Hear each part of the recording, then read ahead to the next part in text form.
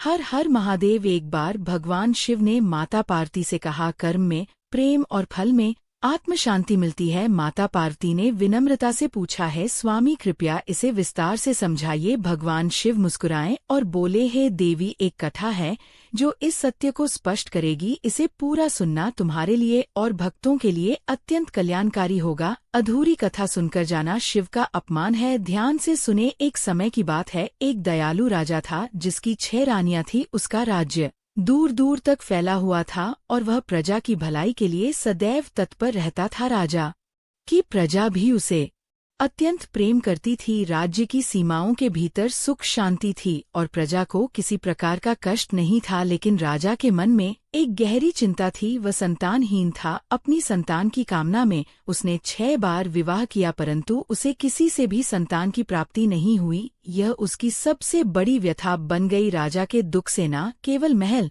बल्कि पूरी प्रजा भी व्यथित थी। प्रजा के मन में ये चिंता थी कि उनके प्रिय राजा को एक उत्तराधिकारी क्यों नहीं मिल पा रहा। वे सदा देवी देवताओं से प्रार्थना करते और राजा के लिए पुत्रप्ति की कामना करते।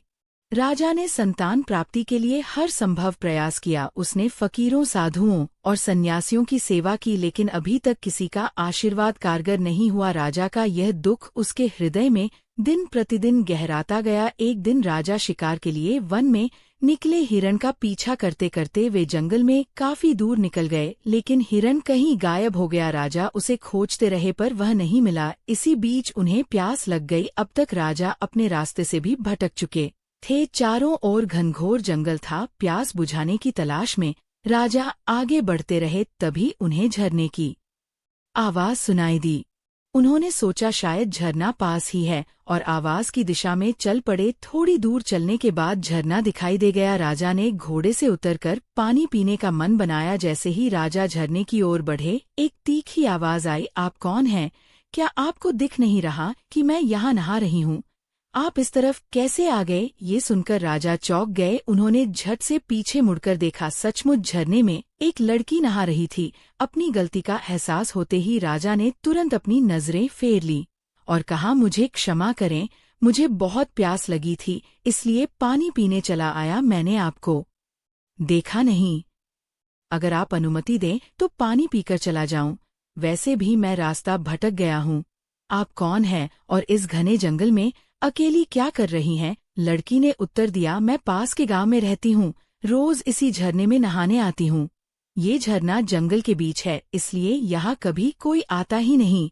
मैं निश्चिंत होकर नहा रही थी, मुझे नहीं पता था कि कोई आ जाएगा। आप पानी पी लीजिए, फिर उधर थोड़ी देर रुक जाइए, मैं आपको रास्ता बता दूंगी। राजा ने पानी पिया और झरने की तरफ से मुंह फेर कर एक पेड़ की छाव में खड़े हो गए। इधर वह लड़की जल्दी जल्दी नहाकर चट टान की ओट में गई और कपड़े बदलने लगी। फिर वह झरने के पास आई और राजा से कहा, अगर आपको और पानी पीना है तो पी लीजिए। राजा ने कहा, नहीं, पानी तो पी लिया, अब अपना परिचय बताओ। लड़की बोली, मैंने कुछ फल रखे हैं, क्या आप खाएंगे? अगर चाहे तो मैं आपको दे सकती हूँ।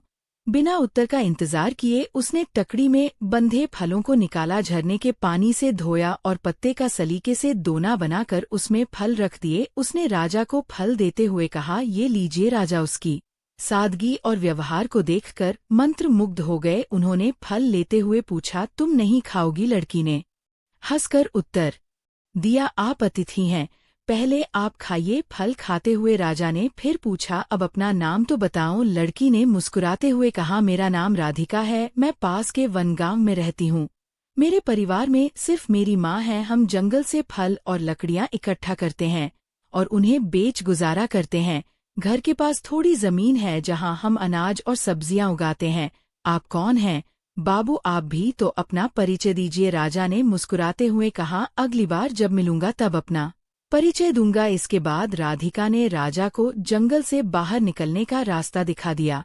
राजा जाने से पहले उसे बोले, लेकिन अगली बार मैं तुम्हें कहाँ मिलूंगा ये तो बताया ही नहीं तुमने। राधिका सते हुए बोली, आप मुझसे क्यों मिलना चाहते हैं? राजा ने कहा, बस तुम्हें देखकर और तुमसे बातें करके अच्छा लगता है। ये सुनकर राधिका शर्मा गई और बोली, मैं रोज यहीं आती हूँ, सुबह लकड़ियाँ इकट्ठा करके माँ को दे देती हूँ, फिर फल लेकर जाती हूँ। खाना खाकर हम फल और सब्जियाँ बेचने बाजार जाते हैं।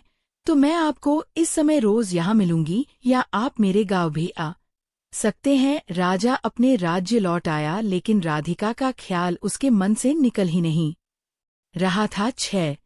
छह रानियों के बावजूद उसका दिल बार बार राधिका की ओर खींचने लगा। जब ये बेचैनी असहनीय हो गई तो उसने अपने मंत्री से बात की। मंत्री ने कहा, महाराज आप चाहे तो उस लड़की से विवाह कर सकते हैं, हो सकता है वही आपके राज्य का उत्तराधिकारी देने वाली हो। ये सुनकर राजा ने तुरंत निर्णय लिया और अगले दिन मंत्री के साथ राधिका से मिलने के लिए निकला। झरने के पास पहुंचकर राजा ने राधिका को पुकारा, लेकिन वह वहां नहीं थी। उसने बार बार आवाज लगाई पर कोई जवाब नहीं मिला। राजा ने चिंतित होकर मंत्री से कहा, राधिका रोज यहाँ आने की बात कहती थी, पर आज क्यों नहीं आई? मंत्री ने सुझाव दिया, महाराज हमें उसके गांव चलकर देखना चाहिए। राजा ने सहमति दी और दोनों गांव की ओर बढ़े। गांव पहुंचने पर राजा ने देखा कि राधिका अपनी झोपड़ी में चुपचाप बैठी थी। राजा ने आवाज लगाई, राधिका तुम क्या कर रही हो? बाहर आओ, देखो मैं तुमसे मिलने आया हूँ।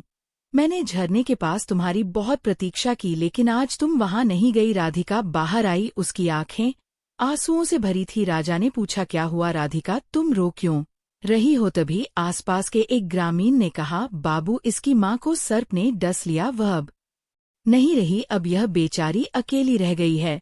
रोए नहीं तो और क्या करें, आप कौन हैं? मंत्री ने तुरंत राजा का परिचय दिया और ये सुनते ही पूरे गांव में खलबली मच गई। सभी ने मिलकर राजा का भव्य स्वागत किया। राजा ने गांव के सरपंच से कहा, मैं राधिका से विवाह करना चाहता हूँ, क्या तुम लोगों को कोई आपत्ति है? सरपंच ने हर्षित होकर उत्तर दिया, नहीं महाराज, हमारी बेटी राजरानी बनेगी, ये तो हमारे लिए सौभाग्य की बात है। ये गांव अब आपका ससुराल होगा, हमें इससे अधिक और क्या चाहिए? गांव वाले खुशी खुशी तैयारियों में जुट गए और जल्द ही राजा और राधिका का विवाह संपन्न हुआ। विवाह के बाद राजा ने राधिका का नाम बदलकर लक्ष्मी रखा। लक्ष्मी राजा और मंत्री के साथ राजमहल लौट आई। गांव वालों ने नम आंखों और भरे मन से लक्ष्मी को विदा किया। राजमहल पहुंचने पर राजा ने लक्ष्मी का भव्य स्वागत किया और अपना अधिकांश समय उसके साथ बिताने लगे। लक्ष्मी भोली और मासूम दिल की थी, वह समझ नहीं पा रही थी कि उसकी 6 सौतन उससे कितनी ईर्ष्या करती थी। वह तो उन्हें अपनी बहनों जैसा मानकर आदर देती थी। कुछ ही समय बाद लक्ष्मी ने राजा को ये शुभ समाचार दिया कि वह गर्भवती है। राजा ये सुनकर अत्यंत प्रसन्न हुए। अब तो वे लक्ष्मी का और भी अधिक ध्यान रखने लगे। उन्होंने महल की सभी दासिया को निर्देश दिया कि रानी की हर आवश्यकता तुरंत पूरी की जाए। कुलगुरु को भी आदेश दिया गया कि वे नियमित रूप से धार्मिक और प्रेरक कहानियां हो लक्ष्मी को सुनाएं। ये समाचार पूरे राज्य में फैल गया। चारों ओर खुशियां मनाई जाने लगी। प्रजा इस बात से प्रसन्न थी कि राज्य को एक उत्तराधिकारी मिलने वाला है, लेकिन महल की 6 अन्य रानियां ये सब देखकर जल भुन गई। वे आपस में मिलकर कहने लगी, अब हमारा क्या होगा? लक्ष्मी तो पहले ही राजा को बहुत प्रिय है, बच्चा होने के बाद तो वह और अधिक महत्वपूर्ण हो जाएगी। सब कुछ उसी का हो जाएगा और हम महल में जैसे दासिया बनकर रह जाएंगी। वे 6 रानी हमेशा आपस में सलाह करके लक्ष्मी को परेशान करने की कोशिश करती, लेकिन उनका कोई भी प्रयास सफल नहीं हो पा रहा था। कभी कुल गुरु के लोग रास्ते में आ जाते, कभी प्रजा और कभी दासिया, तो कभी स्वयं राजा ही मौजूद रहते। इस तरह समय बीतता जा रहा था और लक्ष्मी का गर्भकाल लगभग पूरा हो चुका था। तभी सीमा पर विद्रोह हुआ। सेनापति उसे नियंत्रित नहीं कर पाए और अंततः राजा को स्वयं वहां जाना पड़ा। राजा ने अपनी बड़ी रानी को लक्ष्मी की उचित देखभाल करने का आदेश दिया और विद्रोहियों को हराने के लिए सेना के साथ निकल पड़े। इधर बड़ी रानियों को एक सुनहरा अवसर मिल गया था। वे लक्ष्मी को गुमराह करने के लिए गलत बातें बताने लगी, जिससे उसके गर्भ को नुकसान हो। दिन में कुलगुरु आते और पाठ सुनाकर जाते, साथ ही वे लक्ष्मी को धैर्य प्रदान करते और बच्चे के लिए आवश्यक उपाय बताते। लक्ष्मी समझ नहीं पा रही थी कि कुलगुरु और बड़ी रानियों की बातों में विरोधाभास क्यों है। दोनों के तरीके एक दूसरे से अलग थे। वह सोचने लगी, कुलगुरु पुरुष है और रानियां महिलाएं। महिलाओं की बातें तो पुरुषों से बेहतर कौन समझ सकता है, इसलिए उसने रानियों की बातों को ही सही समझा और आंखें बंद करके उनकी सलाह मानने लगी। एक दिन जब लक्ष्मी को बहुत पीड़ा हुई, उसने बड़ी रानी से कहा, दीदी मुझे बहुत तकलीफ हो रही है, क्या कोई उपाय है? बड़ी रानी ने कहा, देखो सामने एक कोठी है, उसमें अपना सिर डालो तो तुम्हें आराम मिलेगा और प्रसव सरलता से हो जाएगा। ये कहकर वह वहां से चली गई। रानी लक्ष्मी महल से बाहर निकली और सोचने लगी कि कोठी बहुत ऊंची है, उसका सिर उसमें कैसे पहुंचेगा। फिर उसे एक विचार आया कि पानी पीने का मिट्टी का घड़ा पास में है और उसने तय किया कि वह उसी में अपना सिर डालेगी। बड़ी रानी की कही बात उसे सही लगी और उसने सोचा कि ये तरीका सही होगा। रानी ने घड़े में पानी डालने की कोशिश की, लेकिन उसका सिर घड़े तक नहीं पहुंच रहा था। वह घड़े में अपना सिर डालने के लिए चिल्लाती हुई कोशिश करती रही, लेकिन कामयाब नहीं हो पाई। इसी दौरान बड़ी रानी ने अपनी विश्वास पात्र दाई को बुलाया और उसे आदेश दिया कि वह छोटी रानी के कमरे के बाहर खड़ी रहे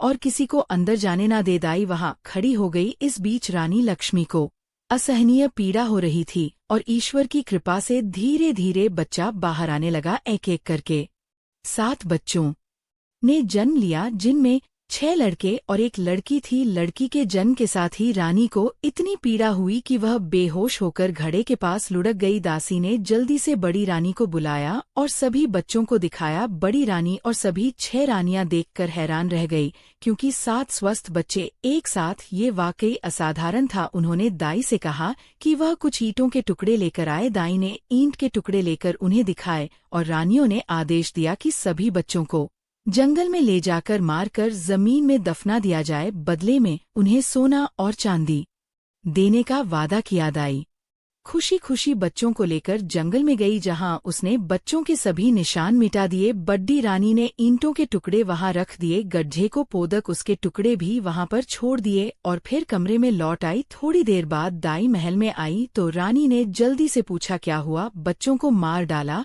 और उन्हें जमीन में दबा दिया। ना दाई ने सिर झुकाकर पुष्टि की और सोने चांदी का इनाम लेकर विदा हो गई। इसके बाद रानी छोटी रानी लक्ष्मी के पास आई और पानी के छींटे डालकर उसे होश में लाया। होश में आने पर रानी बहुत कमजोरी महसूस कर रही थी और उसने बड़ी रानी से पूछा, मेरे बच्चे कहाँ हैं?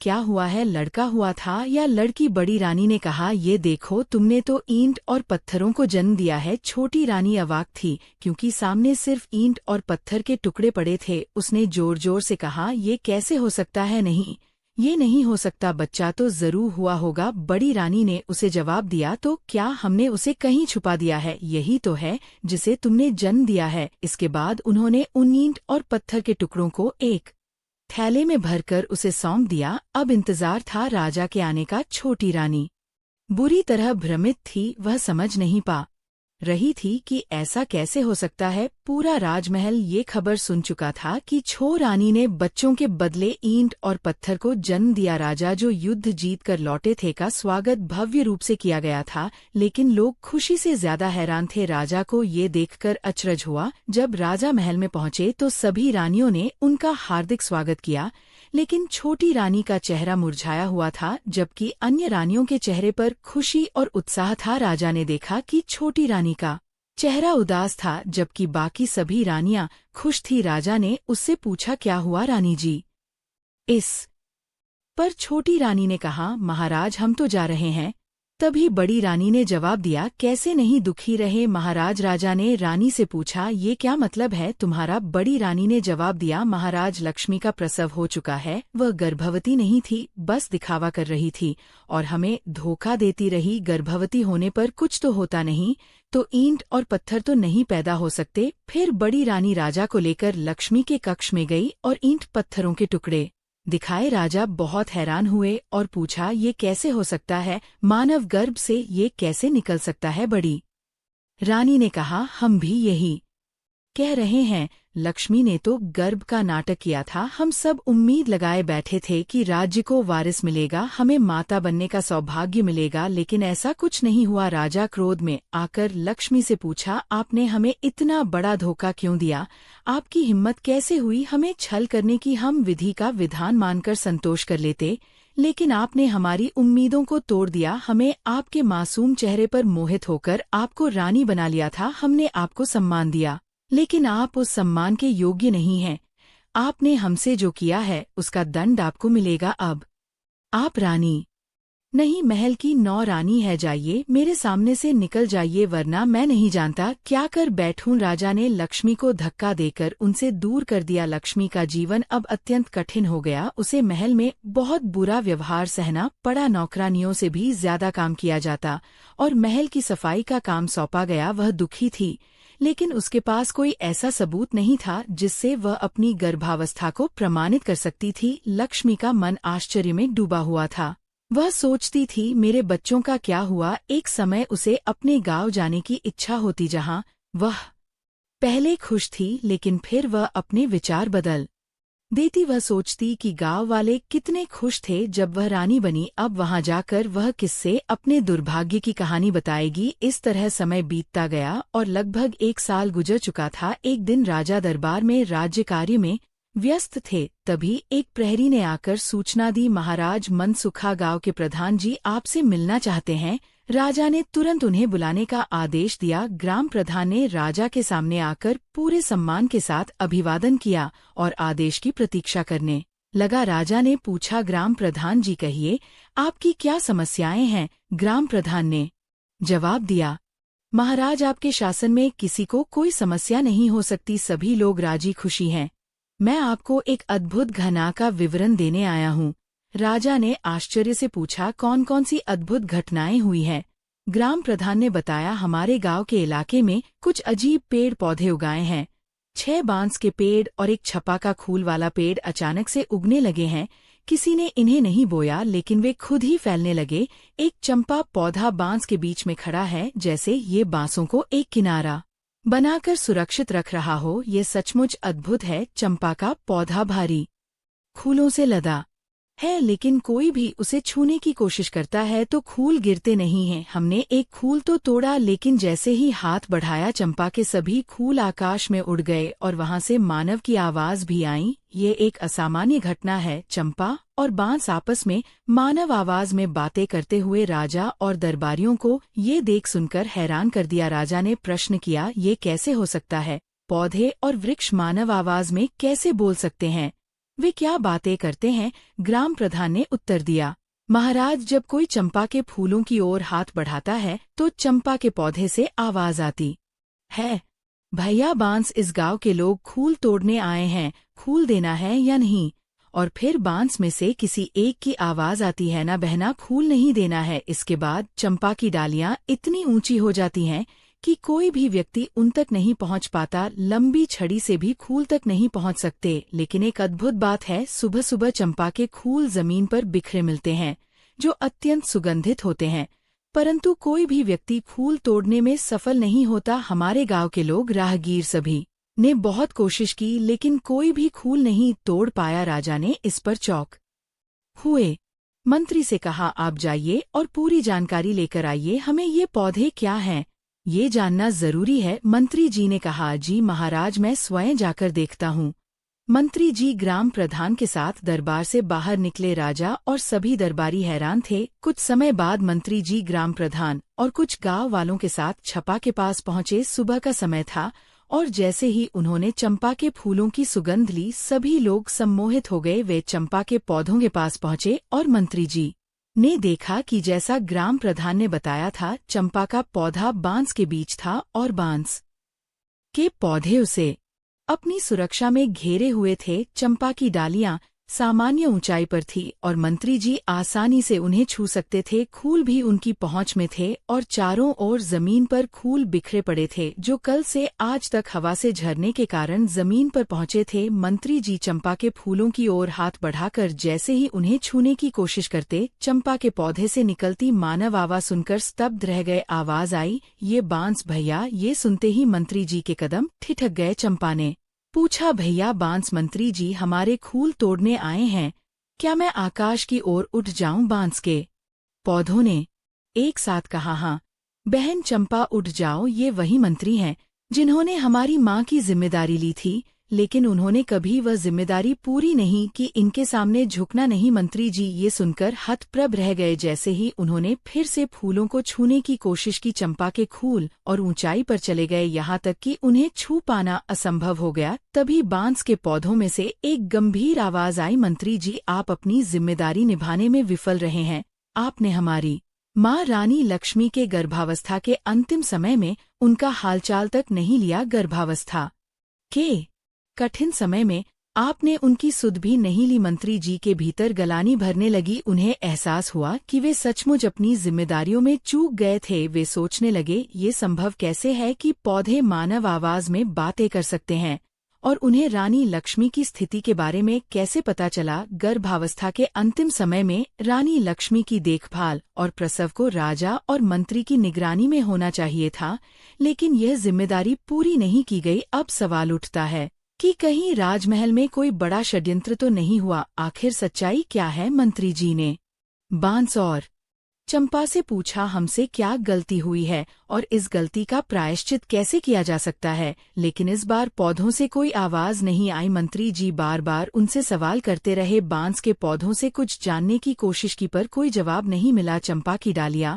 अब भी आकाश की ओर ऊंची थी और मंत्री जी निराश होकर वापस लौटने की तैयारी करने लगे। गांव वालों से विदा लेते हुए उन्होंने कहा, मैं इस बात की पूरी जानकारी महाराज को दूंगा। ये रहस्य बहुत महत्वपूर्ण है और हमें इसे सुलझाना होगा। आशा है कि महाराज स्वयं यहाँ आएंगे। इसके बाद मंत्री जी अपने राज्य लौट गए। राजमहल पहुंचकर उन्होंने महाराज को पूरी घटना विस्तार से बताई और कहा, महाराज, मुझे अब अपनी गलती का एहसास हो रहा है। छोटी रानी लक्ष्मी की देखभाल मैंने सही से नहीं की। मैं आपसे निवेदन करता हूँ कि आप स्वयं वहां जाएं और इन घटनाओं का सत्य जानने का प्रयास करें। शायद बांस और चंपा आपको सच्चाई बता सके। राजा ने सोचा और कहा, ठीक है, हम स्वयं वहां जाएंगे। रानियों को भी अपने साथ लेकर चलेंगे। ये रहस्य सुलझाना आवश्यक है। मंत्री जी ने धीरे से निवेदन किया, महाराज, कृपया छोटी रानी लक्ष्मी को भी साथ ले चले। राजा ने गुस्से में कहा, उन्होंने हमें धोखा दिया है। मैं उनका चेहरा देखना भी नहीं चाहता। मंत्री जी ने विनम्रता से समझाते हुए कहा, महाराज, अगर आप उनका चेहरा नहीं देखना चाहते तो मत देखिए, परंतु उन्हें साथ ले जाना आवश्यक है। मुझे संदेह है कि राजमहल में कोई बड़ा षड्यंत्र हुआ है जिसका पता लगाना हमारे लिए जरूरी है। मंत्री जी ने अपनी गलती स्वीकारते हुए कहा, मुझे दुख है कि अनजाने में मैं भी इस षड्यंत्र का हिस्सा बन गया। शायद इसीलिए चंपा और बांस ने मुझे एक ऐसा व्यक्ति कहा जो अपनी जिम्मेदारी निभाने में असफल रहा। मैं आपसे विनती करता हूँ महाराज कि आप मेरी बात सुनें और मेरी सहायता करें। शायद मैं इससे अपनी गलतियों को सुधारने का मौका पा सकूं और अनजाने में हुए पापों के लिए क्षमा प्राप्त कर सकूं। मंत्री जी ने राजा से कहा। राजा ने उत्तर दिया, ठीक है, तुम चंपा के पास जा सकते हो, लेकिन ध्यान रहे कि मेरी छोटी रानी तुम्हें देखने का अधिकार नहीं रखती। इस प्रकार राजा और मंत्री ने चंपा के पास जाने के लिए एक दिन तय किया। तैयारियां शुरू हो गई और तय समय पर राजा ने अपनी पत्नियों और सभासदों के साथ यात्रा करने का निर्णय लिया। राजा स्वयं अपने रथ में थे। उनकी पटरानी और 5 रानियों की पालकियां पीछे थी। राजा के आदेशानुसार छोटी रानी लक्ष्मी को दासिव जी ने इस यात्रा के लिए विशेष रूप से ध्यान रखा और रानी लक्ष्मी के लिए सम्मानजनक व्यवस्था की। उन्होंने अपनी पत्नी और परिवार के साथ एक पालकी में उनकी यात्रा सुनिश्चित की। मंत्री जी के मन में अब भी ग्लानि थी। उन्होंने गर्भावस्था के समय रानी लक्ष्मी की सही देखभाल नहीं की थी और उनके प्रसव के लिए उचित व्यवस्था नहीं की थी। उन्हें विश्वास था कि रानी लक्ष्मी ने राजा को धोखा नहीं दिया है, बल्कि स्वयं किसी गहरे षड्यंत्र का शिकार हुई है। मंत्री जी को पूरा यकीन था कि प्रसव हुआ था और इसके पीछे कोई षड्यंत्र छिपा है। राजा का काफिला धीरे धीरे गांव की ओर बढ़ा और गांव के पास एक वन के बाहर रुक गया। वहां राजा ने पड़ाव डालने का आदेश दिया। गांव के लोग राजा और उनके परिवार का स्वागत करने के लिए इकट्ठा हो गए। अगले दिन सुबह राजा, उनकी पत्नियां, मंत्री जी और अन्य सभासद चंपा के पास पहुंचे। चंपा के चारों ओर बैठने की व्यवस्था की गई। चंपा के फूलों की सुगंध आज भी वातावरण को आनंदमय बना रही थी। चंपा के फूल जमीन पर बिखरे हुए थे और उनकी महक से हर कोई प्रभावित था। राजा और उनकी रानियां इस रहस्यमयी घटना का सच जानने के लिए पूरी तरह तैयार थे। सभी रानियां चंपा के चारों ओर बैठी थी। मंत्री जी की पत्नी ने कहा, महाराज, आपके आदेशानुसार मैंने फूल चुन दिए। राजा ने सहमति में कहा, हाँ, बिल्कुल तुमने सही किया। इस दूसरी रानी बोली, महाराज, मेरी भी इच्छा हो रही है कि मैं भी चंपा के फूल तोड़ूं। इनकी सुगंध इतनी अद्भुत है कि मैं स्वयं को रोक नहीं पा रही हूँ। महाराज, क्या मैं भी फूल चुन लूं? दूसरी रानी ने निवेदन किया। इसके बाद तीसरी रानी ने भी अनुरोध किया कि पहले उन्हें खूल चुनने दिया जाए। धीरे धीरे सभी रानियां खूल चुनने के लिए उत्सुक हो गई। राजा ने कहा, पहले छठे नंबर की रानी को खूल चुनने का मौका दिया जाए। फिर उन्होंने पटरानी से कहा, महारानी, सबसे छोटी रानी को पहले अवसर दें। पटरानी ने सहमति में सिर हिलाया और छठी रानी खूल तोड़ने के लिए आगे बढ़ी। उसने चंपा के खूल की ओर हाथ बढ़ाया ही था कि फूल से आवाज आई, रुकिए रानी, बिना हमारी अनुमति के आप हमें नहीं तोड़ सकती। छठी रानी का हाथ वहीं रुक गया। उसी समय चंपा के पौधे ने बांस के पौधे से पूछा, भैया, बांस हमारी सौतेली छोटी माँ खूल तोड़ने आई है, क्या मैं टूट जाऊं या आकाश में चली जाऊं? बांस के पौधे से आवाज आई, बहन चंपा, आकाश में चली जाओ, ये तुम्हें छूने योग्य भी नहीं है। क्या तुम भूल गई कि इन्होंने हमारी माँ के साथ कैसा अत्याचार किया था? इतना सुनते ही चंपा की डालियां धीरे धीरे ऊपर आकाश की ओर चली गई। छठी रानी असहाय होकर वापस लौट आई। इसके बाद पांचवी, चौथी, तीसरी और दूसरी रानियां भी खूल तोड़ने का प्रयास करती रही, पर सभी असफल होकर निराश बैठ गई। आखिर में पटरानी ने कहा, सुनो चंपा, मैं इस राज्य की महारानी हूँ, राजा की पटरानी हूँ। इस राज्य में जो कुछ भी है वह मेरी अनुमति से होता है, इसीलिए अपनी डालियां नीचे झुकाओ और मुझे खूल तोड़ने दो। चंपा की डालियों से आवाज आई, भैया, बांस हमारी सौतेली बड़ी रानी हमें धमका रही है और आदेश देकर खूल मांग रही हैं। क्या हमें इनका आदेश मानना चाहिए? बांस के पौधे से आवाज आई, बहना, इन्हें कोई अधिकार नहीं है। हाँ, ये पटरानी है, लेकिन ये राज्य का हिस्सा है, हमारा नहीं। हमें इनके आदेश का पालन करने की जरूरत नहीं। क्या तुम्हें याद नहीं, इन्हीं के आदेश पर हमारी माँ को सबसे अधिक दुख दिया गया था। इन्हीं की अनुमति से हमें वन में भेजा गया, जहाँ हमारी मृत्यु का मार्ग तैयार किया गया। इनकी बात मत मानो, ये तो महारानी बनने के लायक भी नहीं है। रानी और महारानी राज्य की जनता की माता होती हैं और उनका कर्तव्य है कि वे अपनी प्रजा का पालन पोषण करें, लेकिन इन्होंने तो अपनी माता का धर्म ही नहीं निभाया। तुम अपनी सुगंधित फूलों को कैसे दे सकती हो? बहन, झुकना मत, इनका स्पर्श भी मत होने देना। चंपा की डालियां बांस की इस बात से सहमत होकर आकाश में ऊंचाई पर ही बनी रही। बड़ी रानी का सिर लज्जा से झुक गया। राज्य के मंत्री, जनता और ग्रामीणों के समक्ष उनका ये अपमान असहनीय था, लेकिन चंपा और बांस के पौधों को कोई दंड देना भी संभव नहीं था। उनके मन में क्रोध था कि वे इन पौधों को टुकड़े कर द, परंतु परिस्थिति ने उन्हें चुपचाप अपने स्थान पर बैठने पर मजबूर कर दिया। कुछ समय बाद चंपा की डालियां सामान्य अवस्था में लौट आई और फूल पहले की तरह सामान्य ऊंचाई पर दिखने लगे। अब राजा की बारी थी। राजा ने चंपा के पास जाकर फूल तोड़ने के लिए अपना हाथ बढ़ाया। तभी चंपा के पौधे से आवाज आई, ना ना महाराज, ऐसा कभी मत करना। मैं आपको फूल तोड़ने से रोकने के लिए अपने भैया से अनुमति नहीं मांगूंगी, और भले ही वे अनुमति दें, फिर भी मैं आपके हाथों में नहीं जाऊंगी। इसलिए आप अपने हाथ पीछे हटा लें और खूल तोड़ने का विचार त्याग दें। राजा ये सुनकर चौंक गए। उन्होंने हैरानी से पूछा, मुझे क्यों रोका जा रहा है? मैंने तो कभी किसी के साथ अन्याय नहीं किया। मैं अपनी प्रजा को अपनी संतान मानता हूँ और हमेशा उनकी देखभाल करता हूँ। मैंने किसी जीव जंतु को भी कभी तकलीफ नहीं पहुंचाई। फिर तुम मुझे ऐसा क्यों कह रही हो, ये बताओ। इस पर चंपा के पौधे से आवाज आई, महाराज, आप अपनी पूरी प्रजा को अपनी संतान मानते हैं, लेकिन क्या आपने सचमुच इस पर विश्वास किया है? आप स्वयं सच्चाई जानने की कोशिश नहीं करते। आपने अपनी प्रजा को संतान माना, लेकिन अपनी वास्तविक संतान की खोज खबर लेने का कर्तव्य आपने कभी पूरा नहीं किया।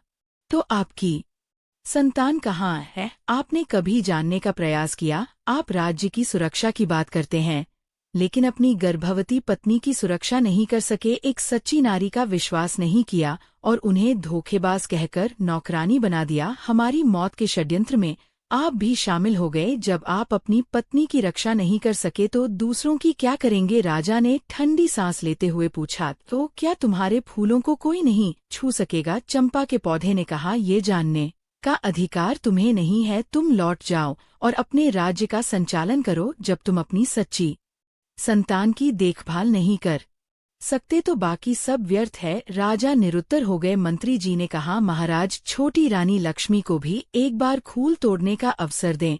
तुरंत रानी ने कहा, मंत्री जी, जो खूल महाराज के हाथों भी नहीं टूटे, इस धोखेबाज के हाथों कैसे टूटेंगे? मंत्री जी ने प्रश्नवाचक दृष्टि से महाराज की ओर देखा तो चंपा के पौधे से अब तक की इतनी बातों से राजा को कुछ शंका होने लगी थी। रानी लक्ष्मी के साथ षड्यंत्र हुआ था, इसलिए उन्होंने अनुमति दे दी। राजा ने कहा, ले जाइए मंत्री जी, ले जाइए रानी लक्ष्मी को पौधे के पास, उन्हें भी प्रयास करने दीजिए।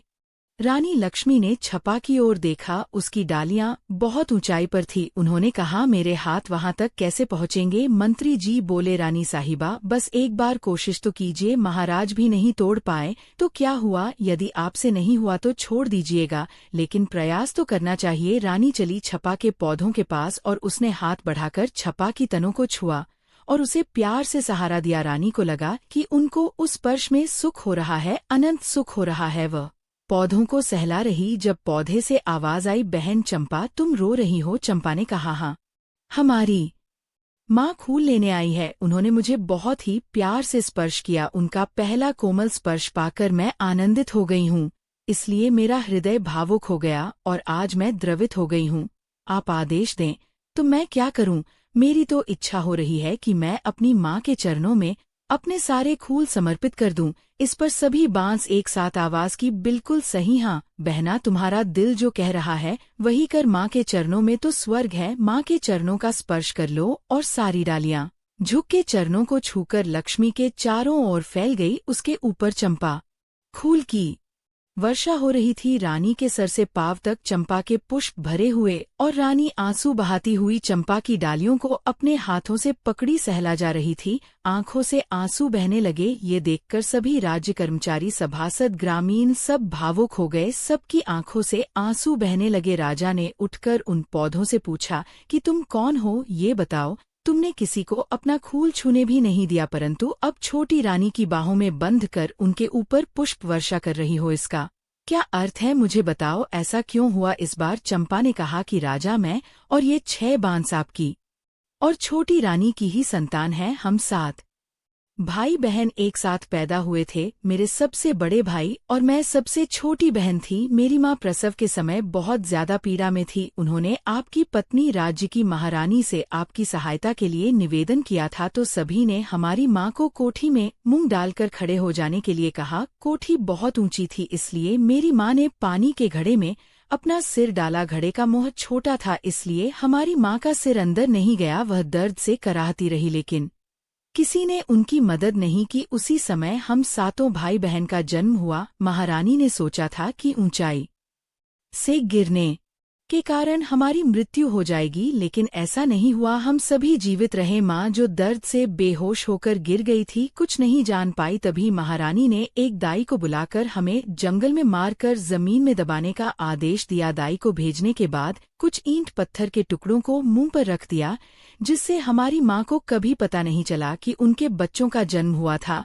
और आपने भी उन्हें धोखेबाज कहा। महारानी ने माँ को धोखेबाज कहकर अलग कर दिया। राजा ने पूछा, लेकिन जब दाई ने तुम लोगों को मार दिया था, तब तुम पौधे कैसे बन गए? चंपा ने कहा, महाराज, यह ईश्वर की लीला है। जब दाई हमें लेकर गई तभी जोर की आंधी आई। वह चाहती थी कि हमें महल के बगीचे में दबा दे, लेकिन डर के कारण वह हमें जंगल में छोड़ गई। आंधी में हम खो गए। बाद में दाई ने महल में जाकर महारानी से झूठ कहा कि हमें मारकर जमीन में दबा दिया है। भगवान की कृपा से मेरे भाई बांस के पौधों में बदल गए और मुझे चंपा के खूल का रूप मिला। हमें भगवान ने सब कुछ याद रखने और अपनी माँ को पहचानने का वरदान दिया, इसलिए हम इंसानों की भाषा में बोल सकते हैं और अपनी माँ के प्रति अपना स्नेह व्यक्त कर पा रहे हैं। राजा ने पूछा, तो क्या तुम लोग अपने असली रूप में वापस नहीं आ सकते? चंपा ने कहा, आ सकते हैं महाराज। हमारी माँ को बस बांस और चंपा के पौधों से एक एक पत्ती लेनी होगी, फिर उन 7 पत्तियों को गोलाई में रखकर भगवान का नाम लेकर प्रार्थना करनी होगी और कहना होगा, है ईश्वर, मेरे बच्चों को मुझे वापस लौटा दो। ऐसा करने पर हम अपने असली रूप में लौट आएंगे।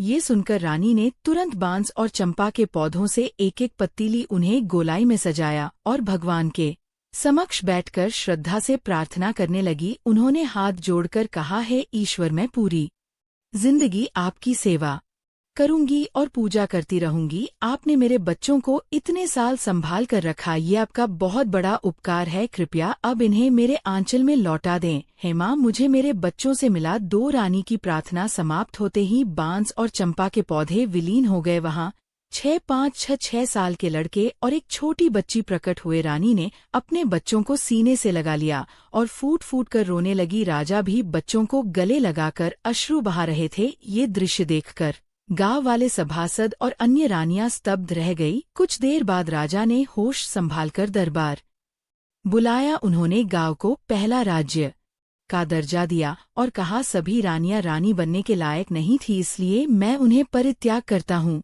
छोटी रानी लक्ष्मी को अब से मैं जीवन भर का सहारा दूंगा। इसके बाद राजा ने आदेश दिया कि अन्य सभी रानियों को राजकुमारों और राजकुमारी की हत्या के षड्यंत्र में दोषी मानते हुए मृत्यु दंड दिया जाए।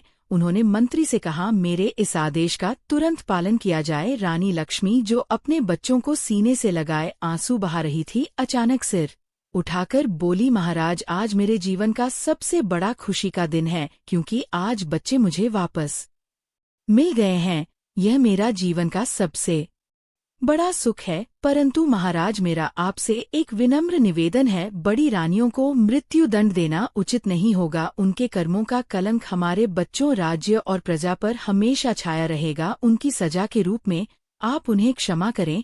रानी लक्ष्मी के शब्दों ने सबको स्तब्ध कर दिया। उनके चेहरे पर दया और करुणा की ज्योति चमक रही थी। राजा ने उनकी बात सुनते हुए गहरी सांस ली और कहा, रानी, आपका हृदय सागर जितना विशाल है, लेकिन राजधर्म में दया के स्थान पर न्याय का पालन आवश्यक है। फिर भी आपके करुणामय हृदय का सम्मान करते हुए मैं इनका दंड कम करता हूँ। इन्हें मृत्यु दंड के स्थान पर आजीवन कारावास दिया जाएगा। वे जीवन भर कारावास में रहेंगी। उन्हें केवल एक समय का भोजन दिया जाएगा और उनका जीवन इसी कारावास में समाप्त होगा। यही इनका दंड होगा। इसके बाद राजा ने रानी लक्ष्मी और प्रजा को उपहार भेंट किए और सभी के साथ महल लौटने का आदेश दिया। लौटते समय दृश्य ने एक अलग रूप ले लिया। रानी लक्ष्मी राजा के साथ रथ में बैठी थी। उनके सातों बच्चे घोड़ों पर सवार थे। उनकी आंखों में आनंद और चेहरे पर खुशी का तेज था। वहीं 6 रानियां सैनिकों की पहरेदारी में पैदल चल रही थी। महल पहुंचकर उन रानियों को कारावास में डाल दिया गया। राजा ने दिया कि अब से वे अपनी रानी लक्ष्मी और बच्चों के साथ स्नेह और न्यायपूर्वक राज्य का संचालन करेंगे। रानी लक्ष्मी, जिनका जीवन पहले दुखों और छल से भरा था, अब अपने सातों बच्चों और राजा के साथ सुख और प्रेम से परिपूर्ण जीवन जीने लगी। ये कहानी न केवल कर्म का महत्व सिखाती है, बल्कि ये भी बताती है कि बुराई के अंत में सजा और अच्छाई के अंत में हमेशा विजय होती है। कहानी यहीं समाप्त होती है। याद रखें, कर्म में प्रेम और फल में आत्म शांति छिपी होती है। यदि आपको यह कहानी पसंद आई हो और आप भगवान शिव के सच्चे भक्त हो तो चैनल को सब्सक्राइब करें और वीडियो को लाइक करके कमेंट में हर हर महादेव अवश्य लिखें। धन्यवाद। जय शिव शंकर।